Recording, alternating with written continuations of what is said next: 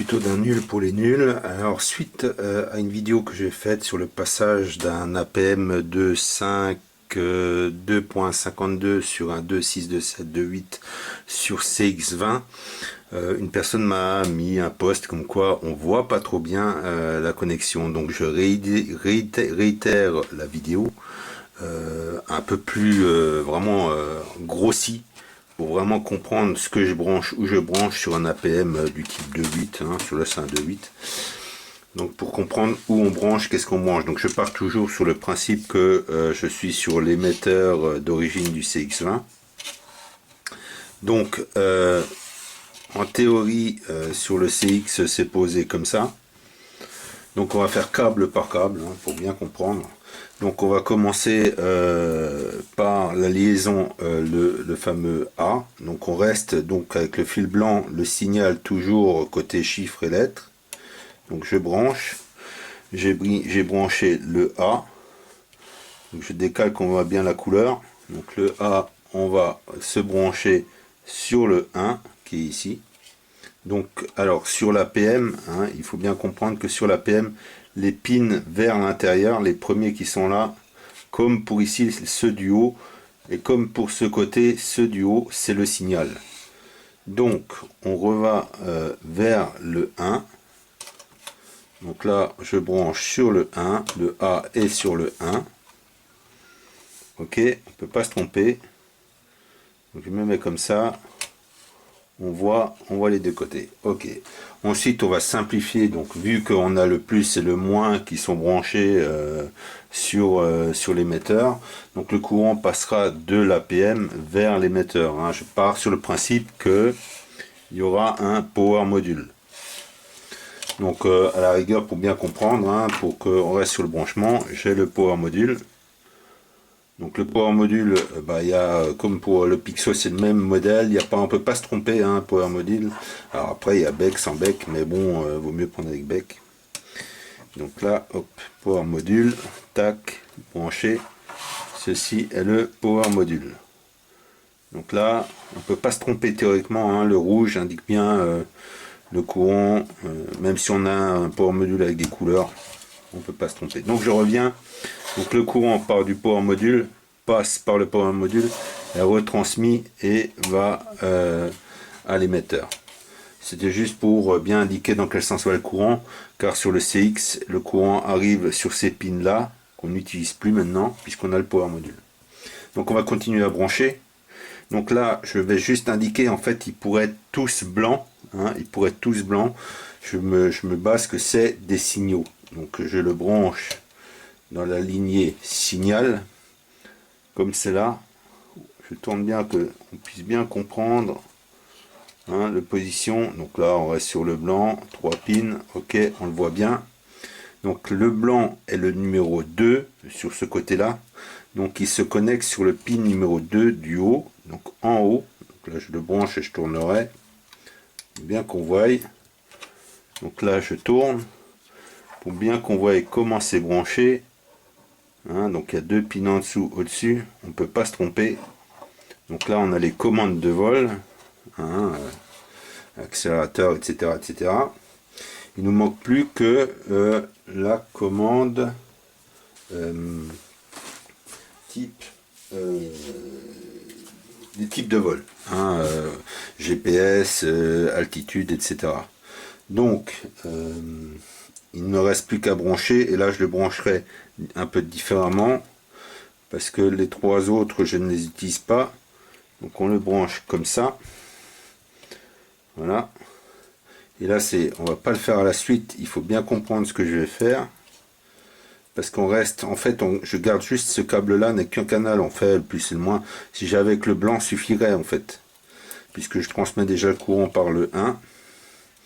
Donc on va passer en dessous, un peu dans la soupe qu'on voit tout.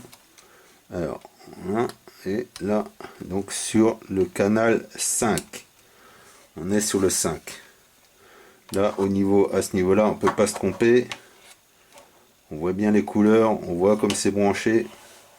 Je reviens là, on regarde bien, on voit comme c'est branché. Ok. Donc là, j'ai branché les commandes minimale pour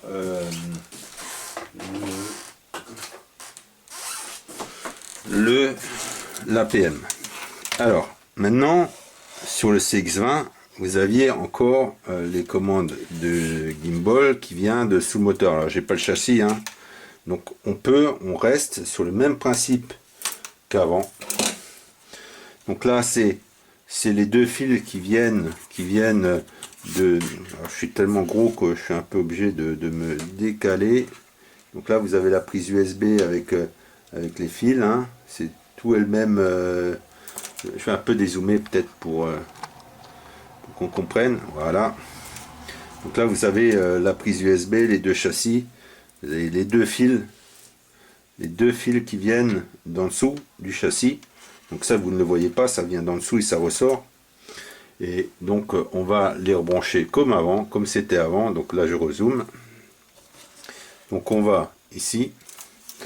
Alors on va en prendre un, que ce soit l'un ou l'autre, ça jouera juste sur les molettes de la télécommande. Donc je les branche une fois et après, donc là on voit comme c'est branché. Donc ça c'est le premier et je mets le second qui est unitaire. Voilà. Donc là j'ai branché les deux commandes gimbal qui sont en 5 volts qui vont en dessous. Voilà. Et celui-là, vu qu'on a le power module, on ne branche surtout plus le fameux câble qui est là, on le met de côté et voilà. Donc là c'est au niveau réception via le récepteur RC. Donc le power module on l'a fait. Alors on va passer au GPS. Alors en fonction, alors pareil, moi je vais prendre un GPS à moi.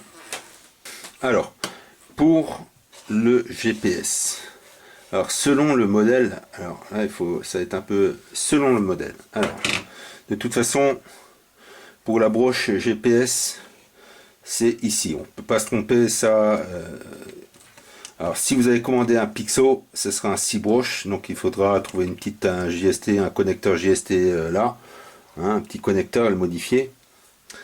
Pour le compas, alors déjà sur ce modèle il faut comprendre qu'il y a livré d'origine, j'espère que je ne l'ai pas perdu là, il y a un petit jumper que j'ai déjà retiré qui se trouve ici, qu'il faut enlever. Donc là on l'enlève, hein, ça il faut on enlève le petit jumper, parce que en fait le jumper qui est ici, il dit quand il est en place qu'on utilise le compas interne. Or je ne veux pas utiliser le compas interne, je veux utiliser le compas du GPS. Donc on retire le petit jumper. Alors encore une petite parenthèse, hein, on va dézoomer. Donc pour la parenthèse, il existe différents types d'APM. Par les Chinois, ils font chaque fois un peu différemment. Donc là j'ai le principe, le même modèle, sauf que j'ai pas de pin. J'ai pas de pin sur celui-là. Donc là je vais zoomer sur cet APM là. Et en fait, vu qu'il n'y a pas de pin et qu'il n'y a pas de jumper, hop, là, on va un peu agrandir, on peut attendre, voilà. Donc en fait, sur ce modèle là, il n'y a pas de jumper, hein, vu qu'il n'y a pas de pin de ce côté là, il n'y a pas de pin. Donc eux, ils disent que ici, à cet endroit là, il faut couper, cut ici, pour utiliser le compas du GPS. Donc ça c'est sur ce modèle là, sans pin. On va le mettre de côté. Maintenant celui-là, on enlève le jumper. Et là se posent deux options aussi de branchement selon les modèles, c'est pareil. Alors on peut, il va pas se passer, il n'y aura pas de dégâts, hein. On peut tester ici. Alors il faut tester ici. On fait la calibration du compas, on voit tout de suite si ça marche ou si ça marche pas. Si ça marche pas, on le branche en dessous. Pour celui-là, bah, c'est en dessous. Donc là, c'est là. Hop. Hein, donc on le branche en dessous. Hein, c'est le compas. On va dézoomer de nouveau. Hop. Donc là, c'est le câble du combat. Donc là, on peut pas se tromper. Soit c'est celui-là, soit c'est ici. C'est en fonction du modèle. Je crois que celui-là sans jumper, c'était ici. Donc, ça va voir. Il n'y a pas de courant, hein, ça n'envoie que du signal. Donc, qu'on le mette là ou qu'on le mette là, on le voit lors de la calibration, si ça marche ou pas. Ok, ça c'est pour le compas. On a vu le power module, on a vu ça. Maintenant, on va passer. Alors, je peux brancher provisoirement, c'est juste pour pas se tromper. Donc les ESC, hein, pour le CX20, donc là c'est le blanc est au-dessus. Hein, donc là, ESC1, etc. À nouveau zoomer. Donc là, c'est comme ça. Et ainsi de suite, 1, 2, 3, 4. Donc là, j'ai un peu de mal pour le zoom. Donc là, c'est pour les ESC. Donc là, vous ne pouvez pas vous tromper, hein. 1, 2, 3, 4. J'ai déjà expliqué comme avant lesquels des moteurs étaient le 1, lesquels moteurs étaient 2, lesquels moteurs étaient 3. Maintenant, quand on passe, alors là c'est important quand même, quand on passe de l'APM d'origine du CX20, hein, quand on passe, alors il faut que je dézoome de nouveau, pardon. Donc là, quand on passe sur l'APM d'origine du CX20. Donc, si on veut ajouter la télémétrie, vous avez broché sur la prise télémétrie qui est ici, sur l'APM du CX20. Si vous voulez récupérer le câble de télémétrie, ne pas, attention, ne pas brancher sur le truc.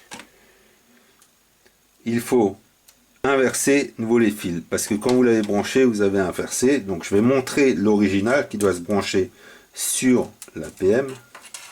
Donc là, ça c'est l'original. Donc je vais le brancher dessus. Donc on voit le noir est à l'extérieur. Hein, voilà. Donc là, le noir est à l'extérieur.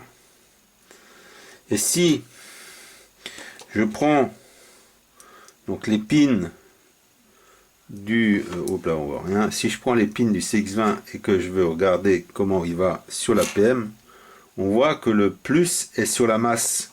Donc il faut penser à inverser les fils, inverser les RX et TX pour pouvoir utiliser le truc. Donc je précise bien qu'il faut faire attention.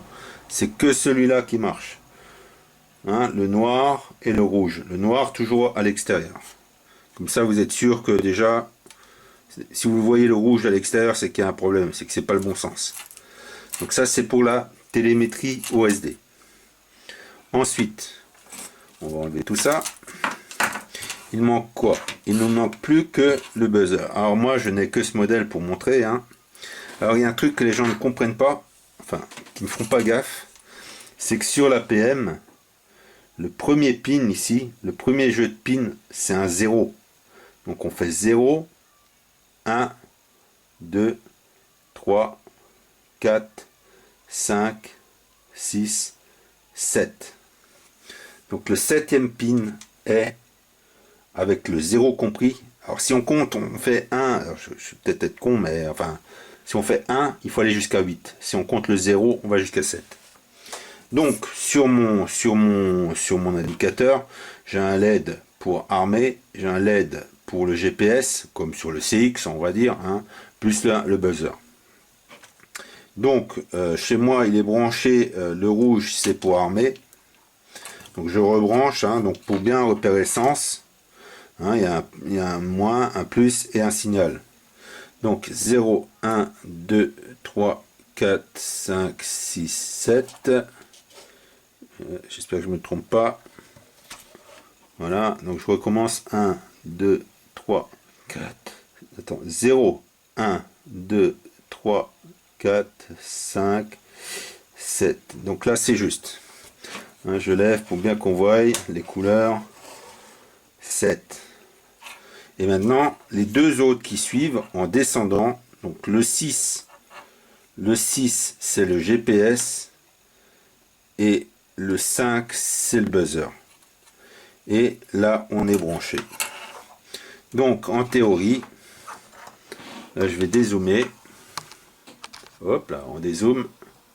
On dézoome. En théorie, je prends une batterie.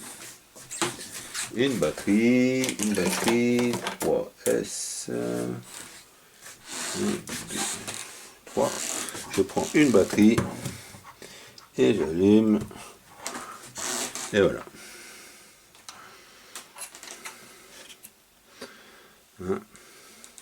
Donc j'ai le voyant qui clignote, j'ai ça, j'ai là, voilà. Et si je me souviens bien, et si tout est ok, on peut essayer peut-être, on fait un test, il y a peut-être la sécurité. Donc là on voit que c'est fixe, j'arme, et voilà. Donc là on voit le rouge est armé et ça doit démarrer. Après il y a peut-être les ESC à calibrer, ça c'est une autre paire de manches. Donc voilà, donc là j'ai essayé, franchement on peut pas dire que on voit pas comment j'ai branché, hein. Donc là il n'y a pas de problème, j'ai zoomé au plus clair, au plus net. Je peux encore faire un petit zoom pour donc là qu'on voit bien, c'est le 6, 7 et 8, on peut éliminer cela, on peut en éliminer un et le brancher direct sur le en fait on envoyer en enlever un, on peut enlever un et ponter jusqu'au 7 ou au 8 pour faire l'autotune ou une autre commande si on n'utilise qu'un signal gimbal. Enfin, après c'est des détails, déjà branché en simplification, faire les premiers essais et puis après lorsqu'on veut compliquer, voilà. Donc là non, on peut pas dire que j'ai pas simplifié les choses. Sur ce, bah à plus.